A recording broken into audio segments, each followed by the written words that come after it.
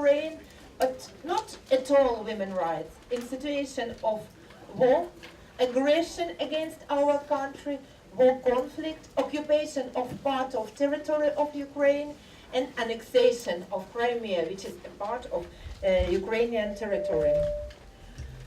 We have here a lot of distinguished speakers, and I will present them during the presentation before I am given the floor to everybody. And I also see a lot of very good friends of Ukraine from different countries of the world. And a lot of our friends from Ukrainian women organizations and World Federation of Ukrainian Organizations. In our panel, we have speakers from non-governmental organizations of Ukraine, from Ukrainian Parliament, from Ministry of Foreign Affairs of Ukraine.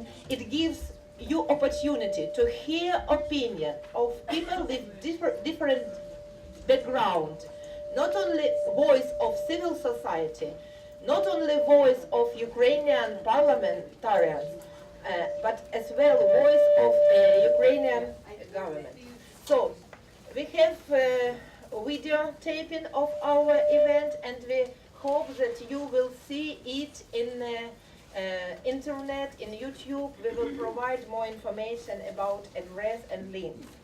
So I also would like to pay your attention to some materials about situation in Ukraine. We do not have time to reflect all problems and all questions we faced, so you can read a little bit more in our newsletters we prepared with colleagues and friends and experts from Ukraine. I also invite you to take Ukrainian trips as a symbol of support of Ukraine. Yellow and blue, colors of Ukrainian banner, colors of freedom and independence, colors of human rights and willing of people to be free. So, technically, I will give like 5 minutes for presentations for every speaker you see at the panel, and then we will have opportunity to put your questions and to receive answers if we will be able to answer. And then I also hope we still have time to have small interventions and comments from you, from the hall, and we also believe that this event will help us to win, will help us in our willing to live in peace, in prosperity, and in well-being Ukraine. Thank you very much for coming one more time. And I would like to give a floor to my friend, my colleague, Olena Suslova, who is the human rights and gender activist and researcher for more than 20 years. It's just too loud. Okay, maybe it's better to use tribune because it's very low on the chair.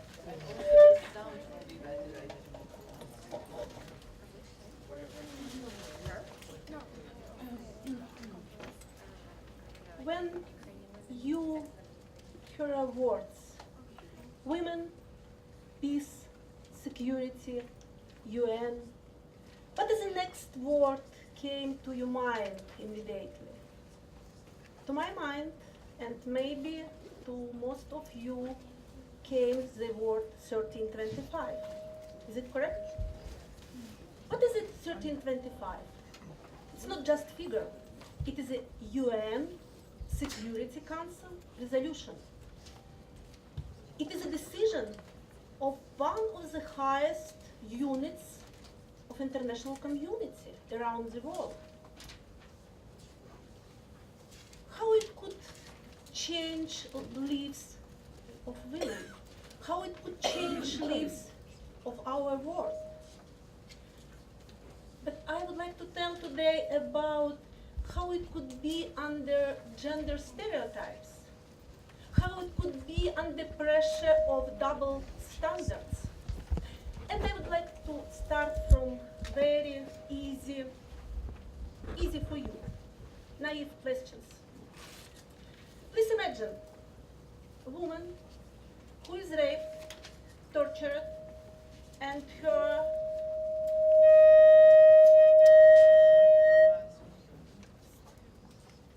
my energy.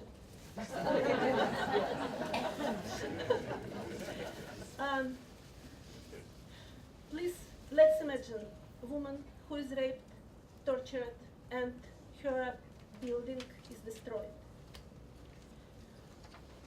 What could be the worst reaction we feminists don't like when society, police says, you are guilty? It was your decision to be raped, to be tortured. You are responsible for this. Do you know the situation? Yes, we do. The same situation is now with my country. Because in case of aggression of Russia, many people and international organizations says, you are guilty. You do something wrong. You could not make good communications with Russian-speaking people. Dear colleagues, do you know that most of Ukrainians are Russian-speaking? And this Russian-speaking Ukrainian stand up now for the country. The next question. What are traditional gender social norms on women? To be passionate, to suffer, particularly in name of love. Now it's the case with my country. We have to suffer. During so-called truth, when terrorists and Russian troops violate truth, some representative of international organization says, not be worried. They did violate, you shouldn't. You have to wait, then you will be killed. Next question. How could happen if perpetrator is a person at high position, powerful enough, or maybe just strong in terms of physical conditions? In this case, people tell, well, something wrong could happen about domestic violence in their family, but we are not sure we could do something because he is at a very high position. Now it's happened with my country. And I heard again, I tell only about my own experience of women, of Ukrainian citizens, of peace activists, of feminists. And some people said, you know, we have to help to Putin to keep his face. It is also could happen in terms of gender-based violence. Why I asked you this morning such questions? Because when we tell about gender, when we tell about gender inequality, first of all, we tell about power relations. When one group, but considered like highest, could have the right to do everything. In this case, many myths, considering one of these, what I already mentioned, also tells it is not conflict between Russia and Ukraine. It's conflict between US and Russia. It is also have some kind of gender analogy. But I'm so sorry. We are 45 millions. We are still alive. And we plan to be alive. And we plan to develop our country. And I would like to tell that no right for nobody to make decision instead ourselves, instead myself, instead all other women and men in Ukraine. How we could break this vicious circle? Yes, 7 months ago, Ukrainian Women's Organization United in the Gender Strategic Platform started 1325 National Action Plan, and I'm very happy and glad and thankful to Madeleine Rees, who is here now and who represents Women International League for Peace and Freedom, what was the first organization supporting us in our actions. I don't know if you know, now does exist two different types of countries. Ratified National Action Plan and 1325. Countries before the conflict and far enough from the conflict, from so-called group of developed countries, and countries after the conflict. Ukraine is the first country around the world where we start to develop the action plan during the conflict. Some uniqueness of this organization, of this situation, gives us opportunity to think it will bring some results that will be important for us. And also, I'm very thankful to Madeline, who said me, when we developed the National Action Plan draft, we brought it to our Ministry of Social Policy and to other decision makers. But you know, decision-making machine is not so far. And therefore, sometimes we have to push and pull. And Madeline said to me, Olena, if it will not be approved, you could start to implement it. And we did start. And I think it is very important not only for Ukrainian women. It is important for Ukraine because all conflicts will end. After the conflict, we need reconstruction plan. We need time to do it, and we have to know how to do it. But I would like to tell now about a summary in terms of Beijing Plus 20. Beijing Plus 20 is not just anniversary. It's not just 20 years what we could calculate. It is a very important part of our life. And I think we, as a women, as a feminists, we have two requests. Existed global security system doesn't work. We need new global security system based at another principles, based at another rules. And one of these rules, it's not just formal gender equality. It is a substantial gender equality, if you remember, under the CSW principles we have it. It is a gender parity, it is a gender justice. No other way to end war around the world, no other way to end the war against individuals, no other way to make peace. Thank you very much.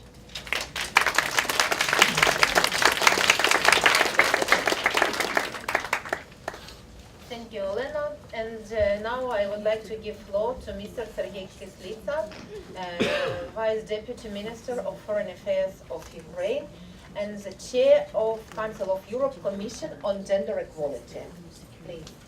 Maybe it's better.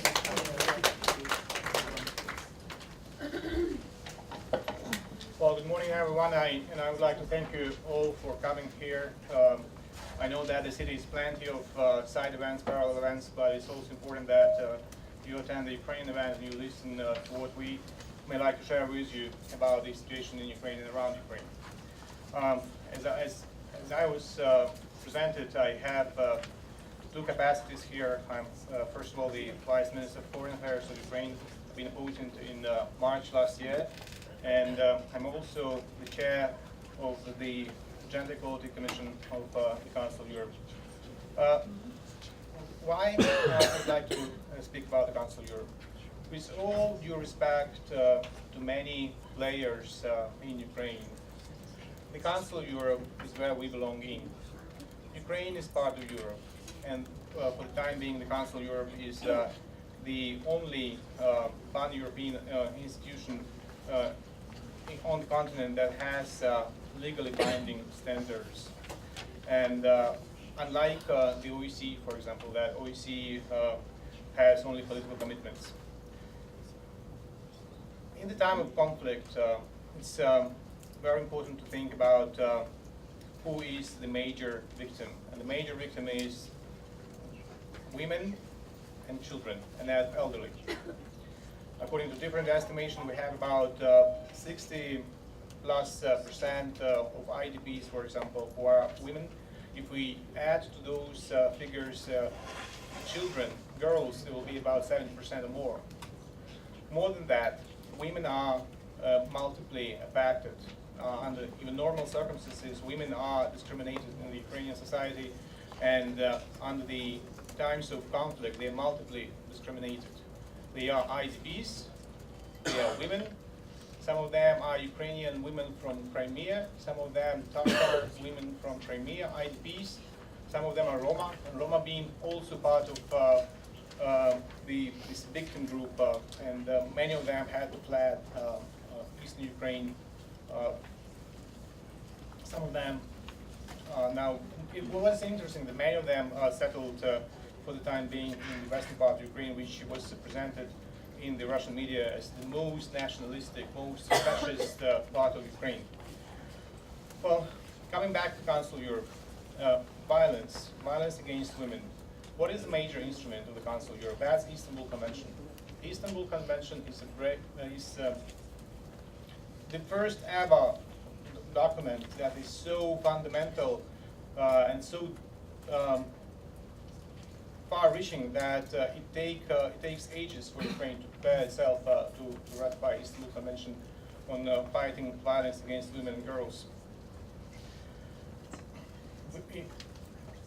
Why Istanbul Convention is important also, and I spoke about that yesterday in the Ukrainian mission. I always make a point that we have to prepare for the post-conflict environment right now. We shouldn't really wait for the time of peace and then start thinking about how we will deal with all those soldiers who are heroes at the moment, who are praised every single minute. But let's think what's going to happen when they are decommissioned, when they go back home. The majority of them will sit home, no job, little money, alcohol, drugs, psychologically traumatized soldiers who used to kill and they have no psychological barrier. That's the best, unfortunately, environment for domestic violence, whether we like it or not.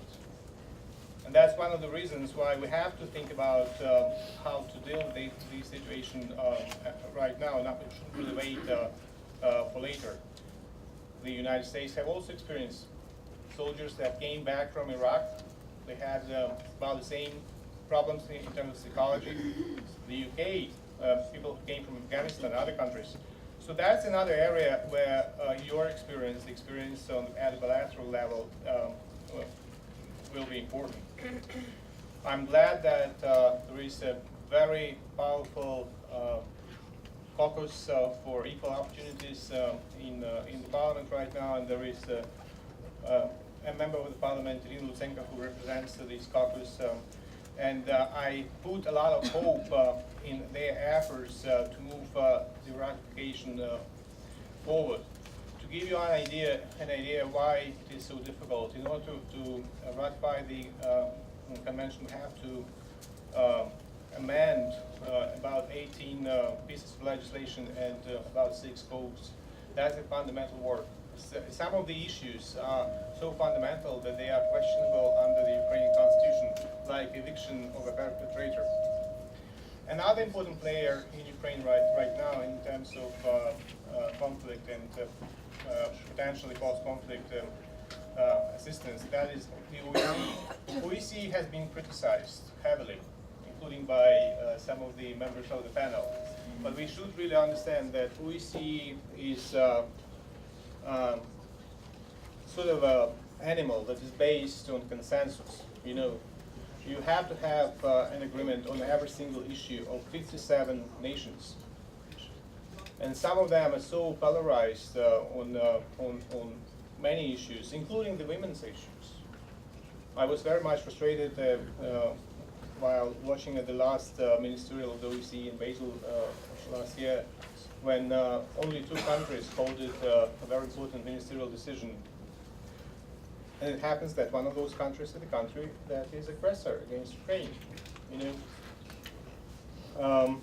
Nevertheless, there is a special monitoring mission in Ukraine. They have, at least nominally, the gender equality advisor. I will be very frank, I haven't seen any much coming out of the SMM on the gender equality issues. However, I've been working closely as well with the senior advisor of the OEC Secretary General for the gender equality issues, Ambassador Miroslava Beham, and she's very enthusiastic and we discussed with her some of the practical things that she may do with the OEC in Ukraine in terms of helping women victims of the conflict. The United Nations are very active. I think that Ukraine, even before the conflict, was the major recipient of the United Nations assistance. And we have in Ukraine all major United Nations institutions present. When I was here in November, I had a meeting with the Executive Director of UN Women, and I handed over to her a letter by Foreign Minister Clinton in which he invited the UN Women to have a permanent presence in Ukraine, and I understand that they will reinforce their presence very soon. They presented a week or so ago a humanitarian package of about 319 million US dollars, and there were three priorities, and I was very much impressed with the fact that the second priority on the list out of three was gender equality and gender issues. That is this is a breakthrough in a way for Ukraine, and we should not really be misled. Ukraine remains a very patriarchal society. There is a lot of hypocrisy in Ukraine about gender issues. There is a lot of stereotypes, and there are a lot of things that we have to do together to overcome those stereotypes. And I think that with your help, we can do it more efficiently. Thank you.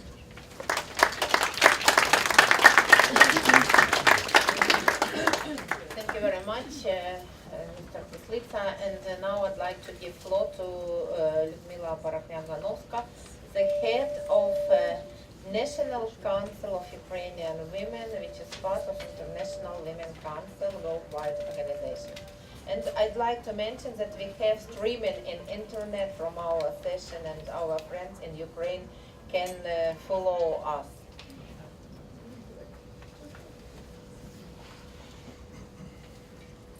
Today, the prayer of every Ukrainian woman starts with the word peace. Our best sons perish in battles with the aggressor. In each oblast, the Ukrainian mothers bury their sons, wives, husbands, children's parents, those killed fighting for freedom and independence of our motherland and its future. Glory to heroes. I would like to draw your attention to the most vulnerable group, women. First, women who live in the conflict area. Mainly they are elderly women who stayed in the half-ruined villages. They often don't have homes, live in their neighbor's house without electricity and heating. There is not enough food, medical care. The number of such women is not definite, acute, but is made exceed 10,000. In these areas, in the safest places, it is necessary to set up temporary shelters for sick elderly women, create a normal condition of life, provide them with food, medical care. Each of such centers for 20 to 25 women should have a psychologist who could help those women to get out of stressful situation caused by the loss of relatives, friends, property. Second, women who belong to the category to internally displaced person, IDPs. Their number is approximately 300,000, together with children up to 800,000. They all suffer because to the informational and emotional stress. In the places of mass migration, Kharkov Oblast, more than 200,000 IDPs. The state provides funds for medical care to these categories. Besides, WHO started implementation of a project to mobile stations of emergency and primary medical care. However, most of the oblasts in Ukraine don't have such additional support, and doctors still work under the condition of significant overload. Under this condition, the quality of medicine service decreases. It is necessary to establish the new ambulance station of family doctors in the settlements with a few thousand of person and Felcher station with fairness. To order to guarantee the quick access to the primary care. Next, the women who lost their sons, husband, father, brother, and friends. Also to this group belong family and the military men with terribly injured and post-traumatic stress. In our opinion, the number of women comes to a few thousand. These women need much attention from the society, doctors and psychologists. They often don't want to contact with the people around. This group of women can early become depressed.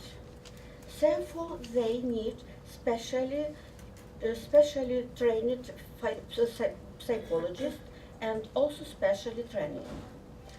I also experienced the same situation after my husband has died in the accident, and I clearly remember 2 years of hard emotional stress.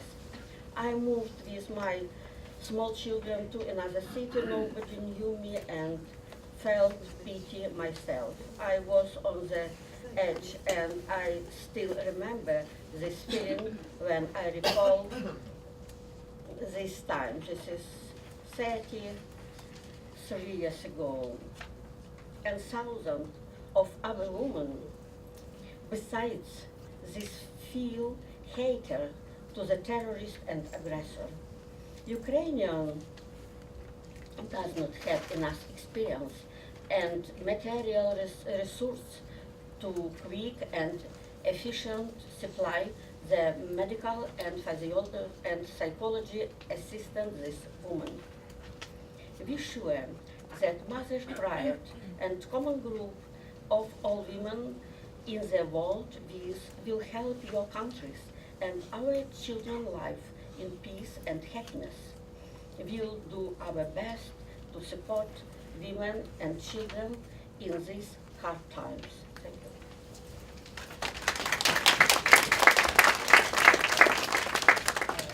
Thank you, Ludmila.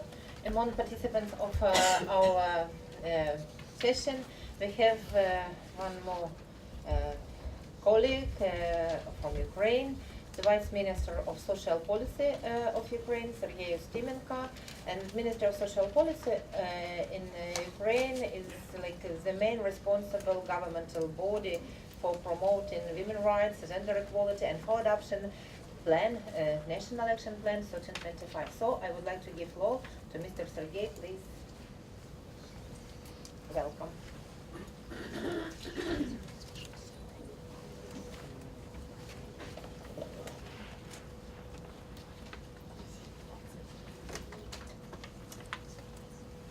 Good morning, ladies and gentlemen. In my capacity as the Deputy Minister of Social Policy of Ukraine,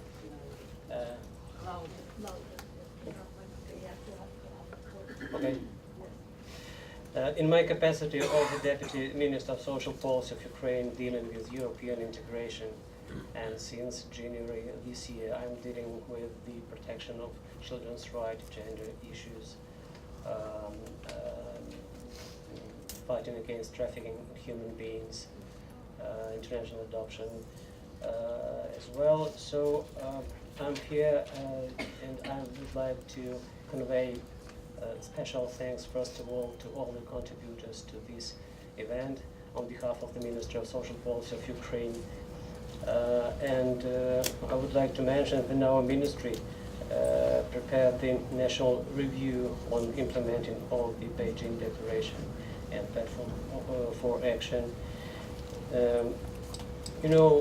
Representatives of NGOs, including those representing vulnerable groups such as Roma people, took part in preparation of this review. And I'm especially grateful to our Ukrainian partners, NGOs.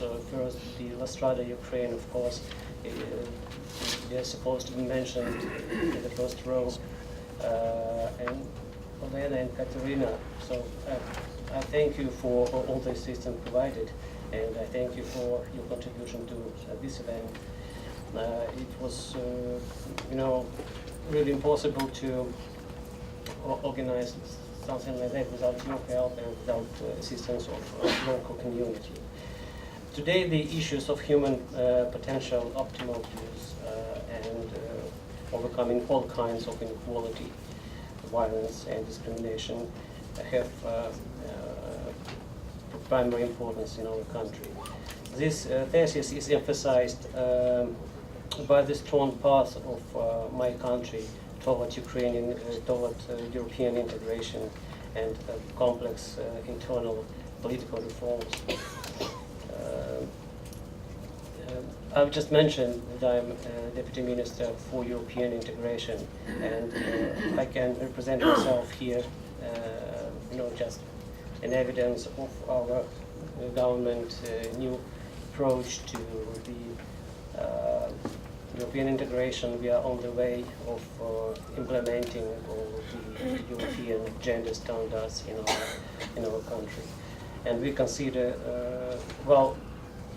equal opportunities for women and men and elimination of discrimination against women are the cooperation objectives set out in the Association Agreement between Ukraine and the European Union. We consider gender issues not only as an integral part of Ukraine's international obligations, but also a part of our domestic policy. And I can assure you that we'll do our utmost to grant this gender equality in Ukraine, especially, and it's my second point of my intervention, especially when bringing up to the end of the military conflict in Ukraine is the main goal of all our Ukrainian society. Military operations are related with a number of threats of gender nature. As previous speakers said, it is feels increased risk of violation of women and girls, increased risk of human trafficking, trafficking in human beings in the territories which are not on the control of Ukrainian government. The number of internally displaced persons overcame 1 million, so almost of them are women and girls, as well as youth under 18 years old. Today we face new challenges related with protection of vulnerable groups, children, women in the territory of anti-terrorist operation in IDPs. And it's worth mentioning that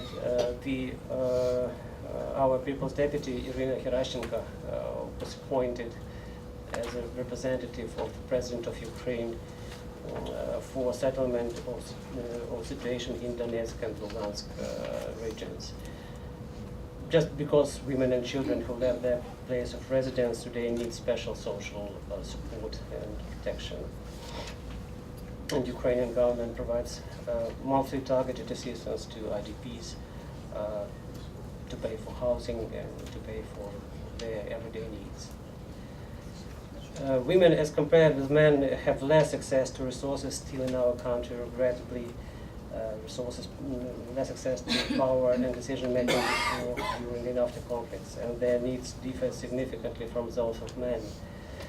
Saying that, I keep in mind that it is extremely important for today's Ukraine to develop the National Action Plan for Implementation of UN Security Council Resolution 1325. This document is an essential tool to achieve real equality between men and women for all the periods, before, during, and after the conflict.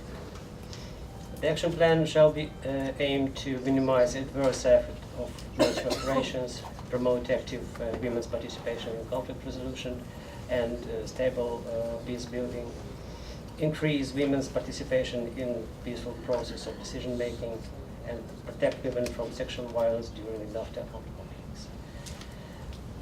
International non-governmental organizations, central and local government bodies, and local authorities are involved in development of the action plan. And we also see it important to have an international examination of the draft document. That's why all your assistance is welcome. And finishing my intervention, I would like to thank you once again, to thank all our international partners, NGOs, Australia, Ukraine, for comprehensive reports, for expert assistance provided to my country these days. Thank you so much.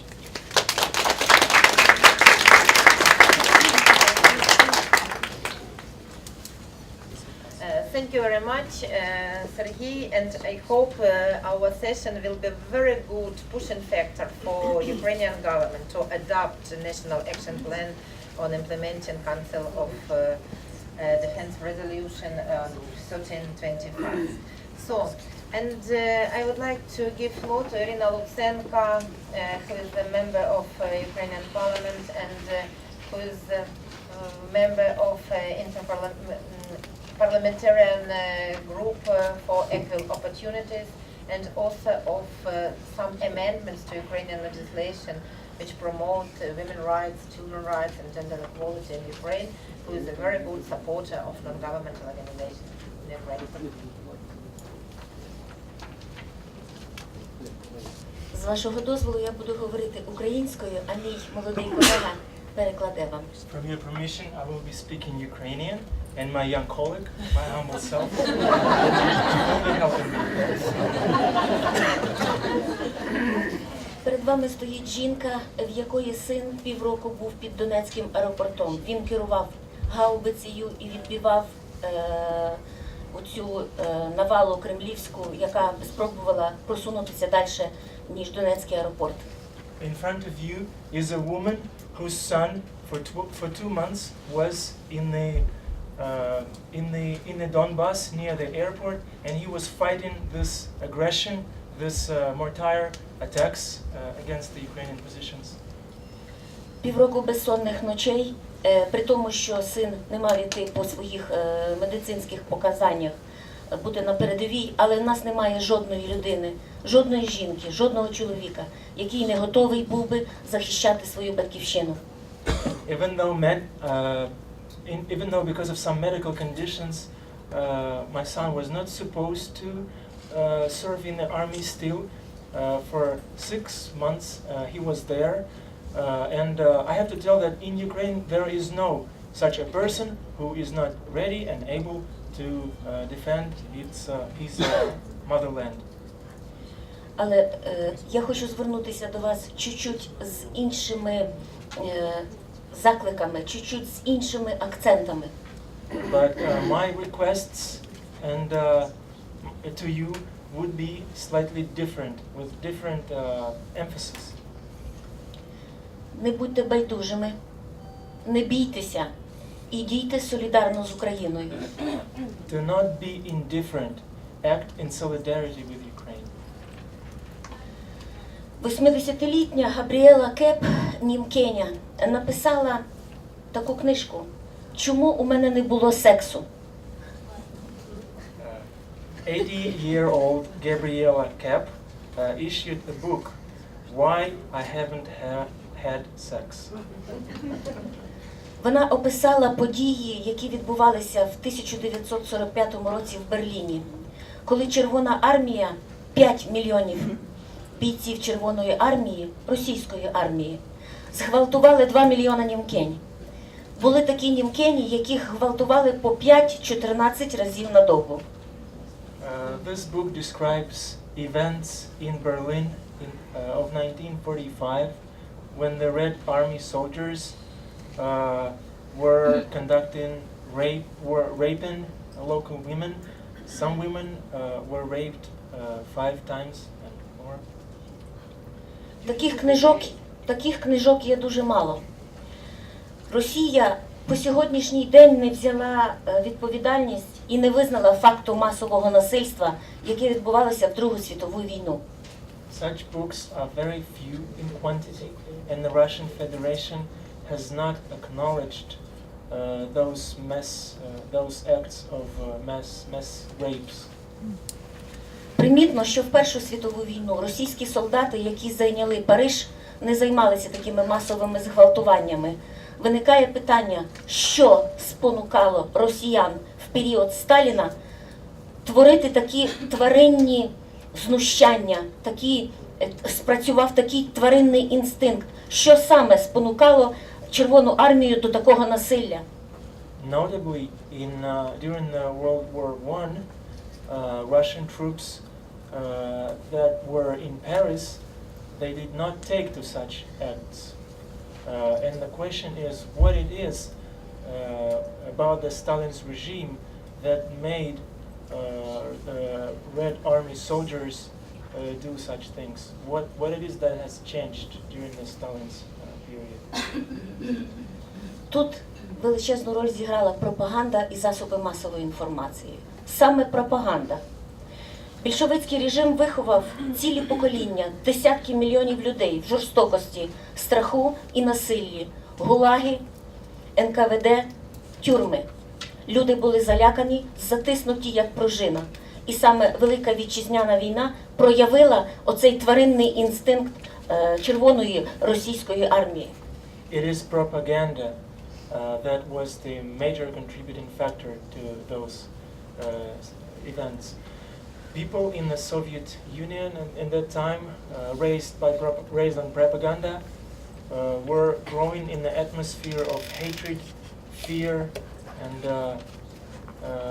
and during the World War II, they were very tensed, and this internal fear and hatred burst during World War II. Червона армія була готова тоді в 45-му році воювати з усім світом. Сталін зомбував своє населення і готувався до анексії європейських держав. Ми знаємо, що завдяки тільки британській, французькій і армії і владі Сполучених Штатів Америки вдалося зупинитися на цій Берлінській стіні. Зараз ця Берлінська стіна перемістилася на кордон України і Росії. In 1945, the Red Army soldiers were ready to fight the entire world, and Stalin was planning to annex European countries, and but only owing to the resistance by the allies, by the United States, United Kingdom, France, this aggression was stopped, and on the border where the Berlin Wall was. Now this Berlin Wall has shifted on the Ukrainian state border. Але завдяки радянській пропаганді світ чомусь вирішив, що саме радянська армія поборола оцю гітлерівську чуму. Хоча насправді Друга світова війна, в ній приймали активну участь і інші держави. Завдяки їхній спільній, солідарній дії вдалося перемогти оцю нацистську чуму. Owing to the Soviet propaganda, there is this stereotype that it was the Soviet army that defeated Hitler and the Nazis. But it is our common efforts. It was a result of shared efforts by many countries that has resulted in the defeat of Nazism.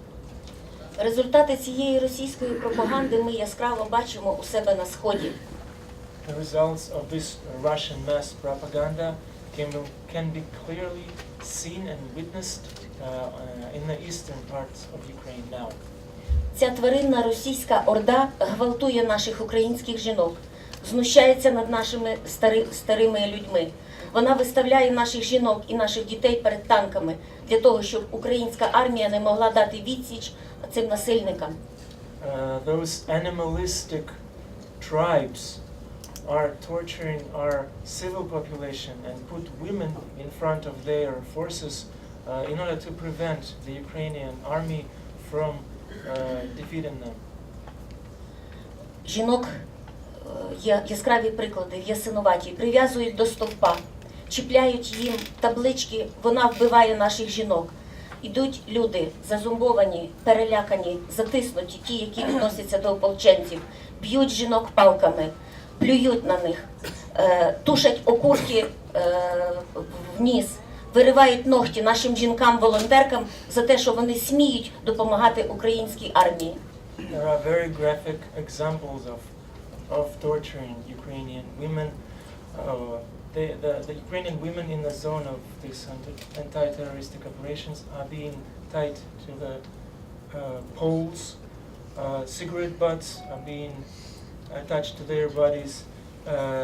Fingernails are being pulled out from fingers, and they spit in their faces, in the faces of humanitarian activists who are women in that area. Це стадний інстинкт, інстинкт слабших і боягузів. Це інстинкт гієн, які тільки величезною ордою можуть нападати на слабших, а жінки і діти є слабші. Вони бояться українських воїнів, тому таким чином мстять українським нашій армії через наших жінок і дітей. This is an instinct of a tribe, instinct of a herd, instinct of the weak, and they only can attack our women and children.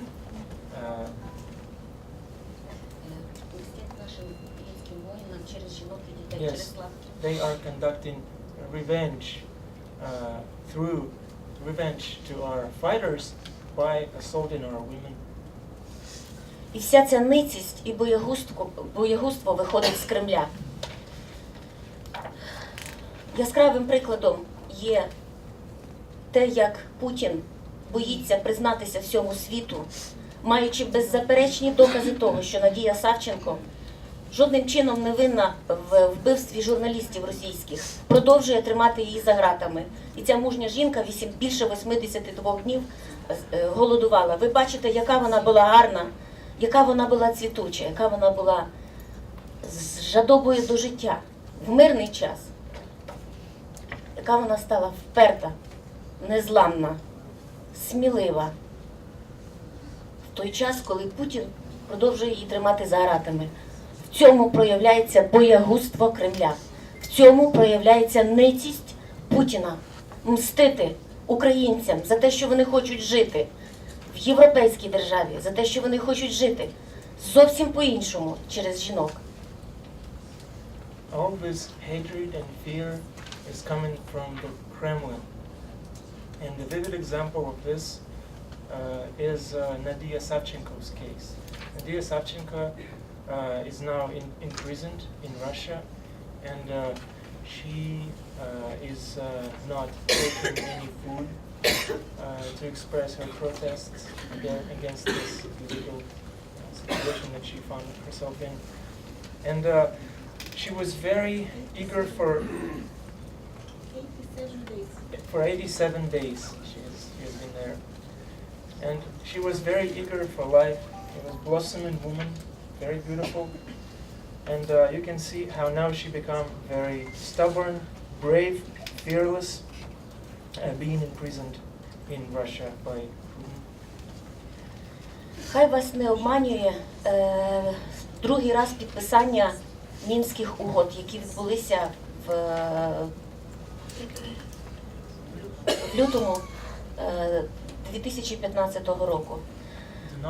Do not be misled by the second signing of the Minsk agreements in February 2015. Саме тому, що не допускається місія ОБСЄ до окупованих територій, де знаходяться ДНР і ЛНР, а зараз на 90% це російські війська, для того, щоб вони могли відслідкувати, як відводиться зброя, важка зброя, говорить про те, що Путін не збирається зупинятися. The fact that the OSCE observers are not allowed on the territory held by the terrorists speaks for the fact that Putin is not in favor of resolving this conflict and withdrawing the heavy armaments. У мене є маленьке повідомлення англійської газети, яка сказала про те, що в 2015 році Російська Федерація виділяє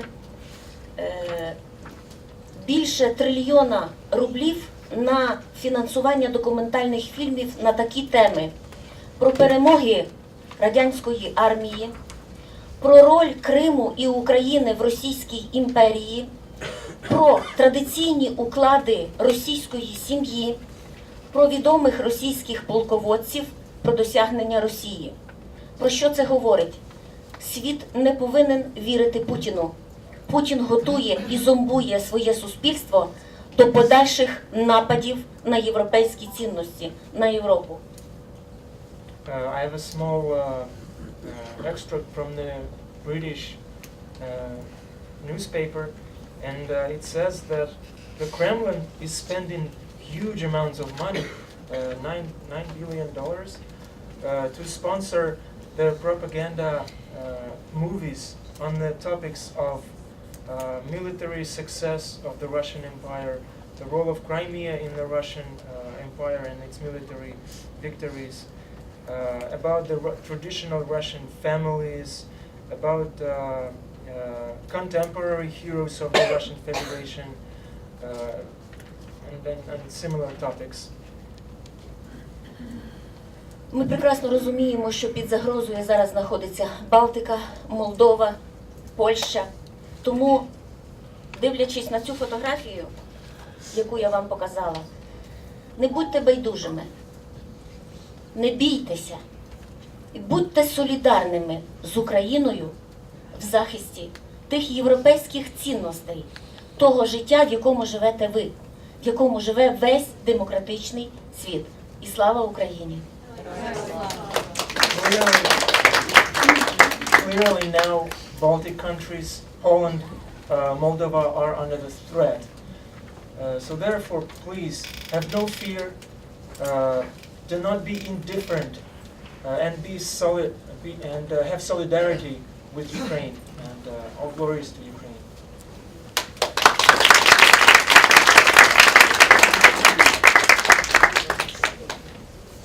So, after such presentation we had, I have some questions to you, and as well maybe some answers I can propose, and we also would like to hear answers from you. The first question is, what do you know about Ukraine? And of course, there is no too much information about Ukraine in the world press. There are a lot of different events and different catastrophes. So, and if you would like to support us and help us, please search more information and help us to disseminate this information, truth information about our country. The next question: what are the main sources of such information? And if you look at a lot of countries, especially around Ukraine, if you look at European countries, you realize that the main source of information about Ukraine is Russian TV and Russian source. So, and they never give you truth about Ukraine and situation in Ukraine. And we really need more alternative sources of information, not only in Ukraine. In Ukraine we have enough, but throughout the world, and it really will be very good support to our country. What are the main myths about Ukraine? There are a lot of myths, and we tried to collect, and we printed, we tried to collect with Olena and with our colleagues, and we call this paper, like War in Ukraine, 20 deadly myths to the 20th anniversary of Beijing Declaration. So, and one of the myths that Ukrainian women want peace by any means. Yes, we really want to have peace in our country, but we want to see our country free and independent. And it's also very important to help us, to help people, to break these stereotypes, to break these myths. Okay, one more question. What are the main challenges we have in Ukraine, or Ukrainian women and Ukrainian men face? Domestic violence. Sergei already mentioned that it is a problem, and we see new tendencies in development of this phenomena due to consequences of war conflict. Trafficking in human beings and illegal migration. Lastrada Ukraine conducted small research 2 months ago, and we received figures that more than 12% of IDPs, women, ready to migrate to other countries. It is more than 100,000 people who will not have legal opportunity to find job in European country, in USA, everywhere. So it means that they will be potential victims of trafficking in human beings with the aim of labor exploitation. Underrepresentation of women in decision-making process. We have brilliant women in our parliament, and Irina is one of the best examples. But unfortunately, we do not have enough women in the decision-making process in Ukraine. Gender-based violence, it's also a topic, and it connected not only women. Unfortunately, we have gender-based violence against men, especially in areas of occupation. Men castration of Ukrainian combatants, Ukrainian policemen. We have such facts. Unfortunately, there are not enough information. We have a lot of information about sexual violence, sexual abuse, and rapes of women and men, but we do not have evidence because that territory is not under the control of Ukrainian state. So that means that that international organizations which have opportunity to reach that territory, especially OSCE mission, Medicine Without Frontier and other organizations, they have paid more attention to problems of gender issues, gender-based violence. Until now, even after like 3 or 5 meetings with representatives of OSCE mission in Ukraine, we do not have like special indicator in their monitoring list about cases of gender violence or violence against women. So we will continue our efforts, which we started together with Olena, but we really need support of international community in this issue. You already know Nadia Savchenko. Irina talked about her, and during March, at 8th of the March, we had posters, we had banners, Free Savchenko, who is in prisoner of war in Russian prison. But we really need more solidarity to help this brave woman to be released and to start her duties as member of Ukrainian parliament. She was elected as a member of parliament, and she is a member of Parliamentarian Assembly of Council of Europe with diplomatic immunity, which doesn't play any role for Russian Federation. So we do not. I cannot tell you, fortunately or unfortunately, but as Ukrainian, we do not have enough experience in counteracting such problems as peace building and conciliation and etc. Because we never had. We were very happy because we didn't have any war conflict in territory of Ukraine till 2014. And now we really need support and experience of international community and your knowledge, your solidarity, and your financial support, which is very important for us, both for governmental institutions and for non-governmental institutions. And honestly, as civil society representative, we see a lot of very positive changes in Ukraine after Revolution of Dignity, which started with Maidan at the end of 2013. And at the moment you see representatives both of civil society and governmental institutions. Honestly, 2 or 3 years ago, it wasn't possible. Because we didn't have dialogue between civil society and governmental institutions. And really, we saw more and more positive change in our country, both in fighting with corruption and promoting women's rights and gender equality. And I hope that this event also will be very good support, very good pushing factor for Ukraine to promote women's rights inside the country and combat with violation of human rights and aggression around Ukraine.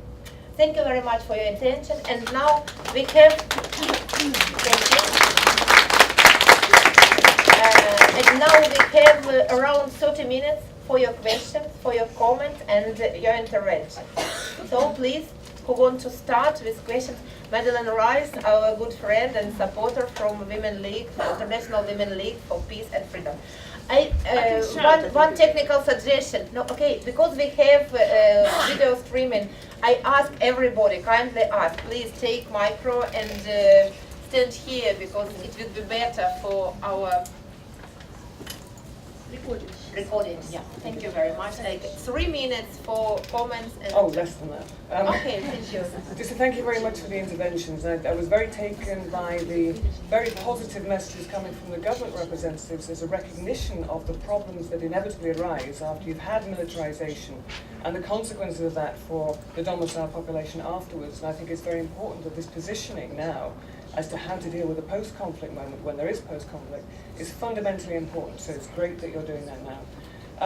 I have a question really, because I was with you in Ukraine last year and we were discussing the development of a national action plan. And the point, as we all know, of a national action plan on women, peace and security is to attain peace. And it's about inclusivity, it's about ensuring that we have the voices of as many as is humanly possible because it represented in that national action plan. There was a rush. I know there was a rush in actually getting this plan launched and moving because there was a governmental pressure out there. And what I said to you was, well, that doesn't matter. Let's do the inclusivity. Let's make sure we reach out. And there was a tentative plan as to how that would reach out to get that inclusivity, including for women in the East, by using the local communities and building on that. There is now a national action plan, I understand. It's a draft. A draft. If it's a draft, it means you can still get the voices of those who have not yet had the opportunity to participate. So what's the plan? What's the plan? How are we going to get those voices into the plan? Because ultimately, as I said, however long it takes, there will have to be a politically negotiated settlement. That is one of the things. Can the National Action Plan contribute to actually getting women's voices into that situation so that we can actually move towards a real sustainable peaceful solution and deal with the very things that the ministers were talking about in terms of ensuring a demobilization, which is to understand the different needs of men and women. Thank you. Thank you, Madeleine. I propose to collect at least 5 questions and then start a session for 3. Okay.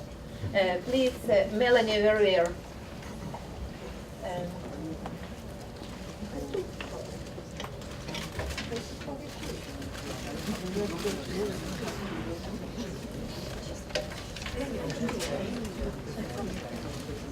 And who will be the next? Okay. Let me just say, I'm the former U.S. Ambassador for Global Women's Issues, and with me today is the former Deputy Director of the Office of the State Department on Global Women's Issues. And I think what we've seen today is the face of the new Ukraine, particularly in the deputy ministers. I don't think I have ever been in a conversation on these issues over many years where I have heard such an enlightened approach from government officials in Ukraine. So thank you, gentlemen, very much. And I hope it's the beginning of the constructive steps that need to be taken to move forward. To follow up on Madeleine's question, which is a very good one, in terms of the draft National Action Plan, even though it doesn't come to fruition, there needs to be a plan now for how women in Ukraine are going to be engaged ultimately in the process to resolve the conflict. and what steps the government is going to take to ensure, and what steps the international community should take to ensure that that is made possible. Secondly, I'd like to ask the Deputy Foreign Minister to give us, many issues were put on the table here this morning, the priority issues that particularly the international community could be addressing now, under 1325 and beyond, but particularly focused on women and children in participation and protection. What could be done and what should be done? Thank you. Thank you, Melanie. And please, your question.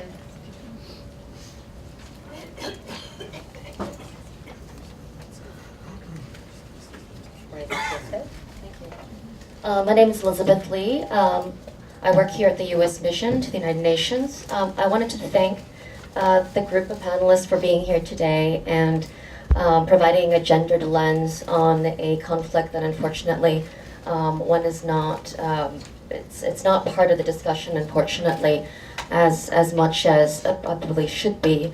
And today we've heard a great deal about the disproportionate impact that the conflict is having on women, girls, IDPs, other vulnerable populations, as you noted, and how that this is affecting the present moment, as well as carrying on into a post-conflict, possibly carry on to a post-conflict future. It's been very heartening as well, though, to hear in this environment how dedicated both the Ukrainian government as well as the NGO partners have been to promoting the development of the National Action Plan. So we applaud you in those efforts and how closely you're working together on this. My question was, I think when in situations of conflict, one problem, and I think it's not just located in the Ukraine, but in general, is the monitoring and documentation of incidents, particular incidents as they arise, and not just trends. And I was wondering what kind of monitoring and reporting mechanisms were in place. I know that there are many that still are needed, and there's a lack, as you pointed out, but what's in place, and if you could shed a little bit of light on the special psychosocial services that have been provided thus far. Thank you so much. Thank you. And Sergey, maybe you start? I can give you a micro if you want. So, okay. Right, on the National Action Plan, although the Foreign Ministry was not the leading agency, I had it on my desk. And what the leading agency prepared was like 70% all right with me, but still the Foreign Ministry didn't clear the action plan, and we returned it because we believe, as it was said, that the action plan has to be prepared together with the civil society. In the current Ukraine, you can't prepare anything viable if it is not prepared together with civil society and with the NGOs. The second point, I do believe that the action plan on 1325 should be prepared together, directly together with the United Nations and the OECE. Those organizations should be owners of part of the plan, because if they are owners of the plan, they will be engaged in its implementation. And third point, I've been working for quite a while for the Ukrainian government, and I saw many plans, right? And I don't believe in any plans that are not backed up with the human resources and financial resources. And I didn't see where the money, where the human resources are coming for that particular plan. So I would not agree with any plan that will realistically say that we have human resources and financial resources coming from this or another source for its implementation. Nothing is free. Nothing is free in Ukraine, which is under the economic and financial crisis. I mean, you have to realize that by law, we are obliged to produce 20% of the staff in the civil service. And if we have a plan that is not backed up by financial and human resources, it's still going to be on the shelf forever. And we don't really need that kind of plan. Then, on the priority issues, I think that the right person to ask what other priorities is Irina Lutsenko, our MB, for whom New York is a very unusual destination. She and her colleagues from the parliament every other week travel to the area of ATO, anti-terrorist operation, and she meets people directly. She knows what has to be done. From what I know and what I discussed with the OEC and with the United Nations, we really need action. We had a lot of missions to establish facts, to find facts. Now we need action. Now we need something practical and tangible that will assist IDPs, will assist children. And believe it or not, one of the things I heard from the MPs who travel to the area, and it's quite unusual, there is even such an issue as violence by parents IDPs, with respect to their own children, which is quite unusual. So we need sort of training. We need people who can go down to the area, sit down with the parents, sit down with the social workers, and work with them directly on an everyday basis. Thank you.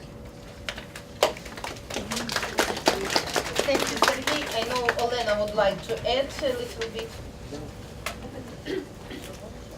I'd like to answer up to all the questions related to inclusion and implementation. Somehow these questions are interconnected.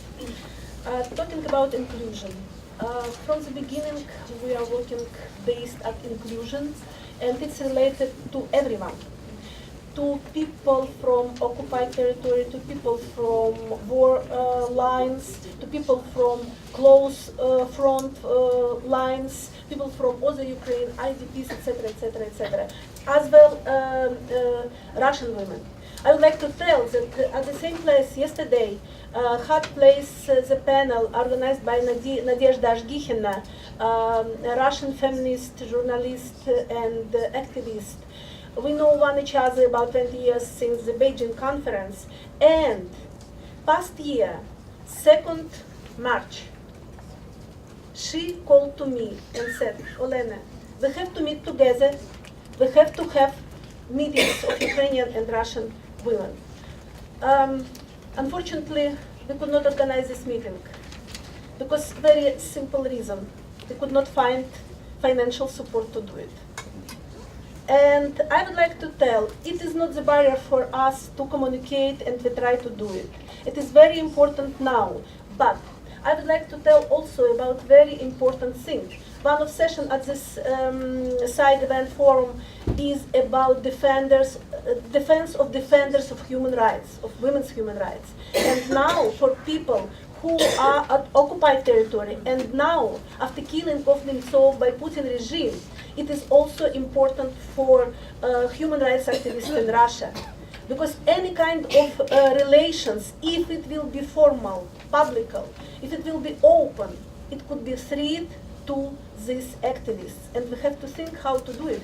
Therefore, talking about documentation as well as about inclusion, we use so-called chain channel data collection. What do I mean? Sometimes we could not connect immediately directly to this person or to these persons who are who have some information or who are involved in some situation that we would like to resolve. And we have some kind of chains, valid chains, trusted chains of people by people, one by one, when we collect information and give information. And you have to understand, fears of Stalin regime and empire regime did not disappear in people even if they are young enough. And therefore sometimes for them it's not too easy to go at such a meeting like this and to be open and to talk open. And therefore it is one of the problems we have. About documentation, we know how it's important. As a peace activist, I am included in Feminists for Demilitarization and other networks, and I participated in so-called Iraq People Tribunal, and also in tribunal related to comfort women in South Korea and Japan during Second World War. And we talked and we asked and we had many contacts to ask how to do it in such situation, what is absolutely unexpected, like Katerina said, for us. We have no control, no access to occupied territory, where these violations are hard, harsh, and continue to be. We asked many times international organizations to help to us. Katerina already mentioned Special Monitoring Mission. We had many meetings with staff of SMM, with Ambassador Apakan, and we asked them not just to tell about gender-based violence, but also to have gender lens. What do I mean? It was example that I brought to Ambassador Apakan. One of press release of SMM said about situation in occupied territory. Particularly, they mentioned that maternity hospital was being destroyed by separatists. So what? It is not just information. Who was at the time in this hospital? Did they have pregnant women? Did they have women who recently delivered? How was with all the people who have such kind of reproductive health needs? It is not the answer, it is not the question. Therefore, we would like to use this place, right time, and right people, and to tell again, it is very important for us, international organizations, missions, experts, who have opportunity to be in one step closer to our people who are these awful territories now, to help us with collecting information what could be validated and what could be used later for justice, reconciliation, and maybe for the ICC in Gaza. Thank you. Thank you, Elena. And maybe firstly question, and then I will ask you to answer. So your question, please. We still have 10 minutes, and please two questions, please. And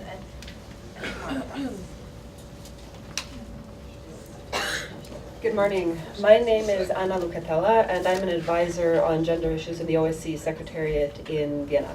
My colleague Miroslava Beckham unfortunately couldn't be here this morning. She's taken ill. But I just wanted to thank the panelists for their very valid issues that they raised regarding the SMM. And I do want to say we are aware of all of these issues. And as Deputy Foreign Minister Kizitsa said, we're working very hard to try and address them. One of the things that we do, among others, is capacity building. We have 500 monitors on the ground, so it's quite a large number, and that is likely to be increasing. So we do try to increase their skills to address these issues of having a gender lens, but also of trying to ensure that the monitoring they do, that they have the skills and techniques to also recognize sexual violence issues. One of the difficulties that we have, and that I would appeal to the representatives of member states in the room, is that we have a very low number of women monitors. And the monitors are seconded by our participating states, which means that it's the participating states that are responsible for ensuring that the lists of candidates that they provide include women. So currently it's only about 17%. And we know that when we need staff on the ground to approach women to understand what they're experiencing, that a woman is more likely to tell another woman about violence that she's experienced. So I would appeal to our delegations in the room to try and increase the number of women that they are putting forward. On the National Action Plan, I would just shortly like to say we had a very productive meeting yesterday with UN Women, who is also looking at how they can increase their capacity in Ukraine. And we have been in discussions with the Ministry of Social Policy, raising the same issue that Madeline Rees raised, that the importance of an inclusive process. And we have offered to jointly provide a workshop to the government actors and stakeholders and civil society and relevant international organizations to look at the draft of the map that exists and discuss it in a joint forum and find a way to recognize how it could be improved, made an inclusive process, and move forward with it there. Because again, it's not so much about getting it done quickly and out the door, it's about making it something that everybody has ownership over moving forward, and that really contributes to women participating in the peace building process in Ukraine. So I want to thank you for the event. I want to say our doors are always open, and we hope to improve our cooperation, and we really hope to improve the gender sensitivity of the SMMU, because we face the same issues that, for example, UN missions face when it comes to a gender lens. We know what the difficulties are when we're working in a conflict context. and it's important that we all work together to address them, and not to point fingers or anything like that, but to understand that we all have the same goal, which is to ensure that women are involved in the peace-building process in Ukraine. Thank you. By the way, we suggested our support to the SMM, and we continue to give our hands and to help how to do it for training on gender sensitivity, etc. Thank you. Thank you. I'd like to give floor to Marta Kibalo. I'm Martha Kibalo of the, excuse me, representing the World Federation of Ukrainian Women's Organizations. We commend the panel. We obviously are in great solidarity with everything that you represent and that you stand for. Just to be clear, our organization, our federation, is a network of 29 women's organizations in the Ukrainian diaspora in 18 different countries on 4 different continents. So we are a diasporan organization, but many of our members are also very recent migrants from Ukraine. So we represent women who have grown up or come to other countries as their residence, as their land of residence. I wanted to thank all of you. We thank you for your support. We're very proud of the World Federation of Ukrainian Women's Organizations, and its members are very proud to be supporters, co-sponsors of this event, and there are many other wonderful NGOs that we are working with here at the UN. But one of them is the International Alliance of Women, and this is why I took the floor right now. Renee Girard, who is the representative to UNESCO, asked me very specifically to raise a suggestion that she had to leave early and couldn't say herself, that we circulate a petition in support of Nadia Savchenko here among the participants of the commission, during the Commission on the Status of Women. And so heads up, we will follow up on that idea, and I ask your support. Thank you. Please, your question or your comment, and please represent you. Do you want to have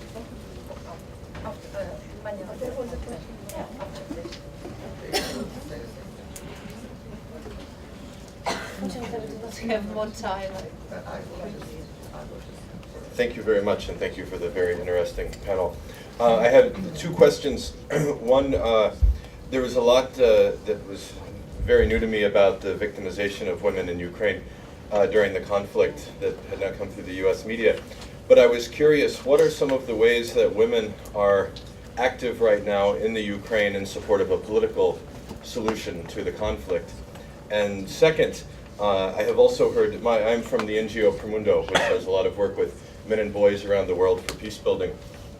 And so I've heard a lot about the role of Ukrainian men in fighting against the Russian forces to end the conflict. Are there any ways that Ukrainian men or other men around the world can support a political solution, a nonviolent political solution to the conflict? Thank you.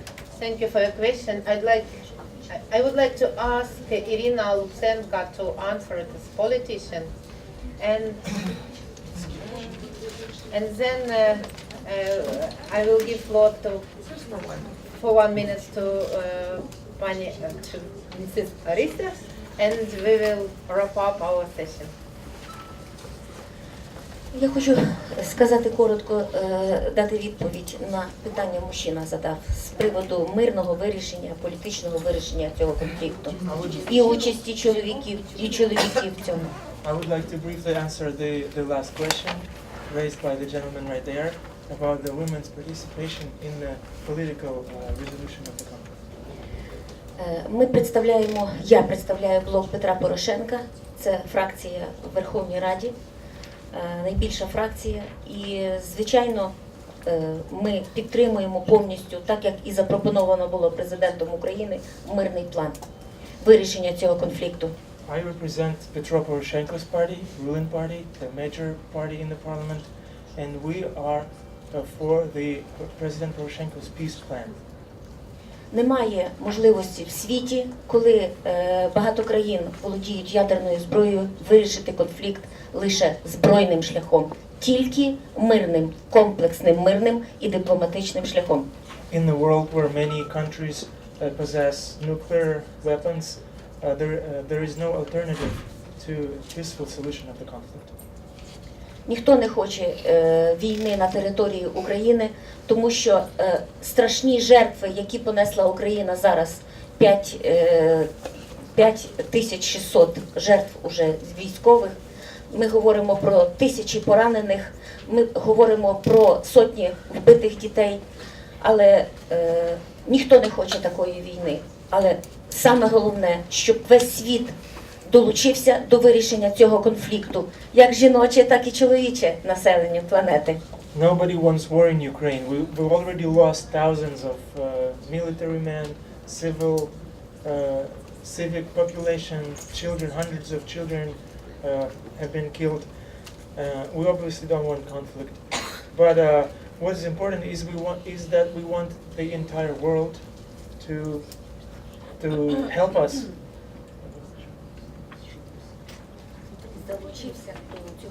We want to engage the whole world to this process of peace. Сполучені Штати Америки, Великобританія, Росія були гарантами Будапештського меморандуму, гарантами того, що Україна буде незалежною, якщо вона здасть ядерну зброю. Так само ми закликаємо весь світ, бачачи агресію Росії, в якої стоїть плани не тільки захоплення України, а, так як я сказала, повернути оту Берлінську стіну на місце, з якої вона почалася в 1945 році. Тому це має бути комплексне вирішення питання. Весь демократичний світ має стати. Україна готова проливати кров, але Україна хоче мирного вирішення цього питання. Україна по відношенню до Росії є слабкою. Тому ми закликаємо весь світ стати в цей трикутник.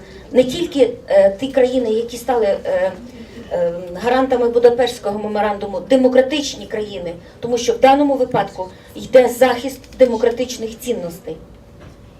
It is not the issue of Ukraine only. Comparing to Russia, Ukraine is weaker, and we have guarantors of our sovereignty and territorial integrity, the countries that signed the Budapest Memorandum, and one of those countries is Russia, who is going to violate our territorial integrity. So we want all of those countries to step up for Ukraine, because Ukraine is not defending itself, but it is defending the democratic values of the civilized world. The one thing that has to be mentioned is that Russia is trying to bring this Berlin Wall back to where it was in the end of 80s, and it is our common goal to prevent Russia from doing so. Якщо я відповіла, дякую. Thank you. I'd like to give floor for 1 minute to Rita Susko, and then we will wrap up.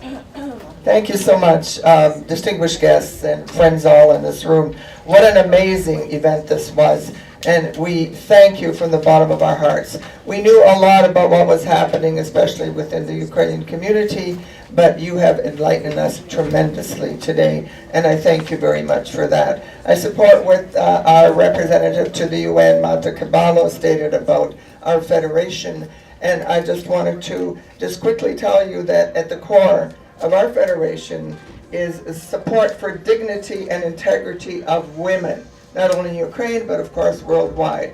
And the 29 national organizations in 18 countries are working at this time diligently.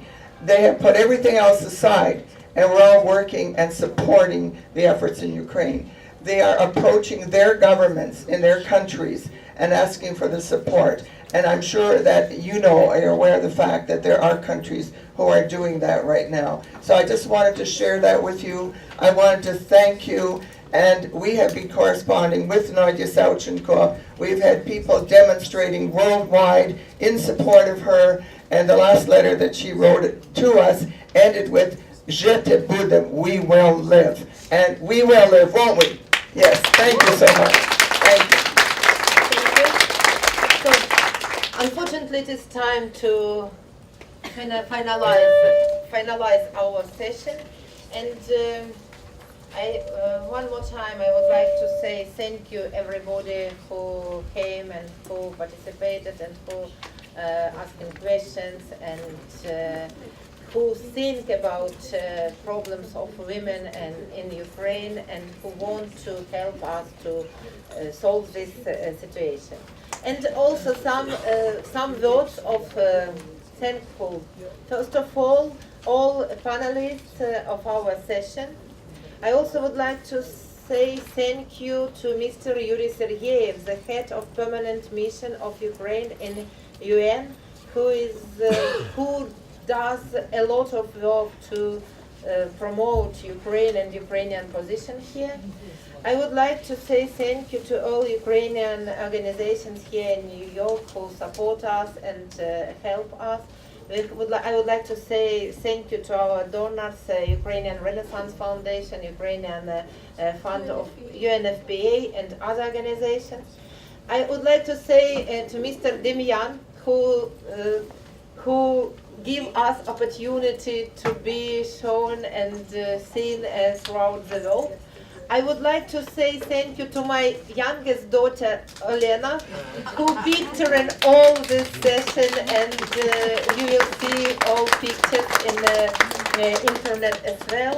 And I hope our common efforts and our common things will help all women in Ukraine, and not only in Ukraine, throughout the world. Thank you very much, and see you in the next one. I still have to run to the